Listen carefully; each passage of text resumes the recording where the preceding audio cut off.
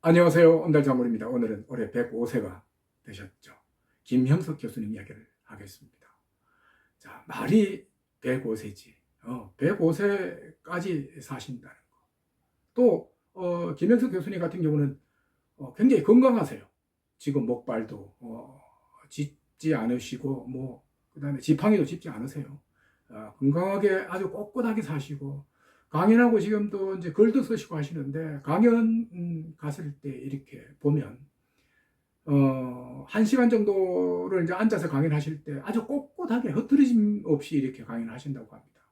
그래서 이제 현장에 오신 분들은 김영석 교수님이 갖고 있는 어떤 지혜, 또 그 다음에 인생의 깊이, 이런 것에 감동도 하지만 1시간 내내 흐트러짐 없이 강연을 하시는 것 보고, 또 자신들과 교류하시는 것 보고, 그것을 보고 더 놀란다고 합니다. 우리 이제 그 주위 사람들 그런 이야기를 해요. 김영석 교수님은 아마 건강을 타고났을 거다. 모르는 사람들 그런 이야기를 하는데 사실은 그게 아닙니다. 우리 김영석 교수님은 본인의 말을 들어보면 어렸을 때 되게 병약했다고 합니다. 잔병치레가 많아가지고 부모님들이 야, 너 건강 좀 챙겨야 되겠다. 너 그러니까 오래 살겠냐라고 이야기를 했다고 합니다. 그런데 그 위에 이제 관리를 잘 하신 거죠. 우리 이제 김 교수님 보면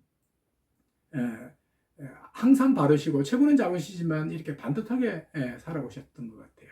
마음이 평화롭고 또 어느 정도 여유를 갖고 사셨고, 그리고 남한테 해코지 안 하고, 그렇게 편안하게 사셨기 때문에 그것도 하나의 건강 비법이 되는 것 같고, 또 그리고 뭐 식사를 아주 많이 하시거나 술을 많이 드시거나 또 그런 분도 아니셨어요. 전형적인 이제 학사 스타일로 조용조용하게 사셨던 그런 분이셨고, 또 운동하는 걸 보면 수영을 되게 좋아하셔가지고 수영으로 건강도 다져오셨고, 또 지금도 그 연세에 하루 1시간 이상씩을 걷고 하신다고 합니다.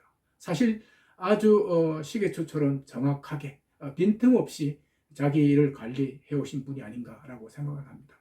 그런데 이것 말고도 우리 김명석 교수님이 분명히 105세까지 사시는 데는 이유가 있을 거야 라고 기자들이 마구마구 질문을 하니까 딱 하나만 이야기해달라고 했다고 합니다. 그랬더니 김 교수님이 선뜻 하시는 말씀이 바로 일이라는 겁니다.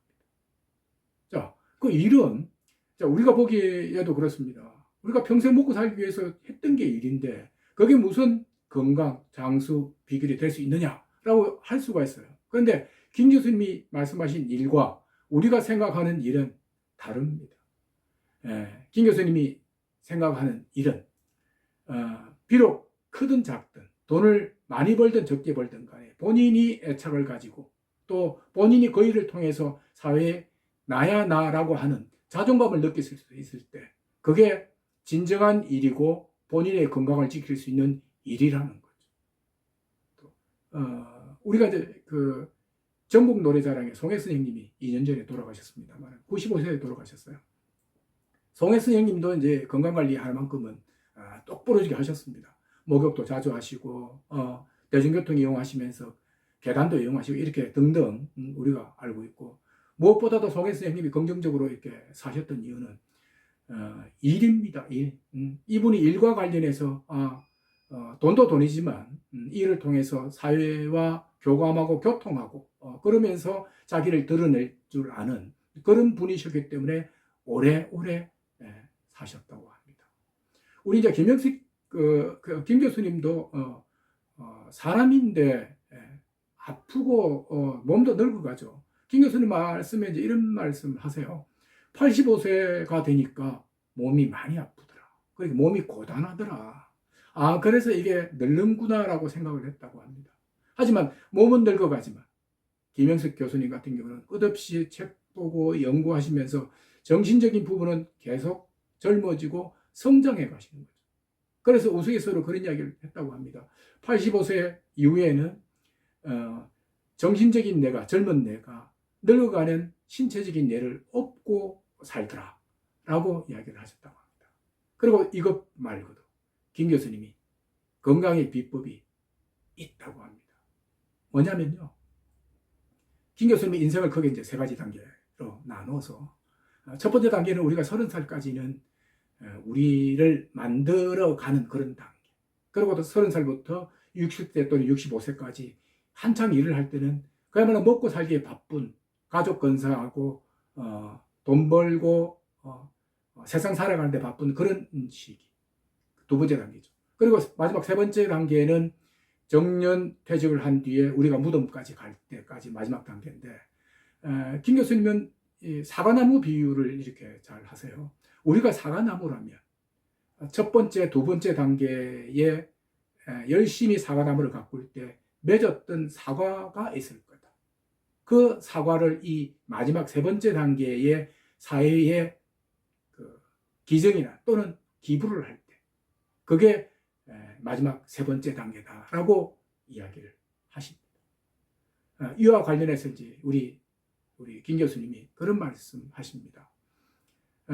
우리가 인생을 시작할 때 인간으로 태어나서 한 삶을 선물로 받았을 때 돈과 지혜 그러니까 돈과 지위에 연연해서 거기에만 골몰하고 살다가 죽은 사람은 우리한테 주어진 인생의 3분의 1만 살다가 가는 거다. 그리고 또 3분의 1은 정신적인 부분입니다. 책도 보면서 연구도 하면서 그걸 통해서 사람과 교통하고 이런 분들. 정신적인 성숙한 삶을 사는 분들은 또 3분의 1, 그래서 3분의 1을 사셨던 분이고 마지막 완성체 3분의 1은 뭐냐면 이렇게 만들어진 나의 그 마음과 몸을 통해서 만들어진 것을 사회와 소통하고 사회에 기부하고 기증하고 그분들에게 뭔가 나눠줄 때 마지막 우리에게 인생 전부를 값지게 살았다. 이렇게 이야기를 하십니다. 자, 이런 이야기를 보면서 저는 우리 김영석 교수님 정말 참 대단하다고 생각을 하는 게 사실 김 교수님은 저보다는 몇십 년을 인생을 더 사신 분인데 지혜라든지 그 다음에 지식의 깊이라든지 이런 부분들은 저하고 비교가 안 될 정도로 깊다고 생각합니다. 이분이 말씀하시는 것 그리고 또 이분의 행동을 통해서 우리한테 보여주는 것을 보면 참 이 시대에 사는 우리가 많은 교감이 되고 느낌이 된다는 생각을 하고요.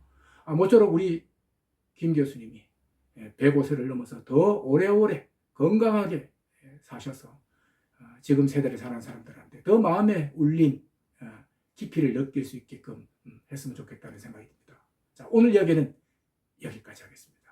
고맙습니다.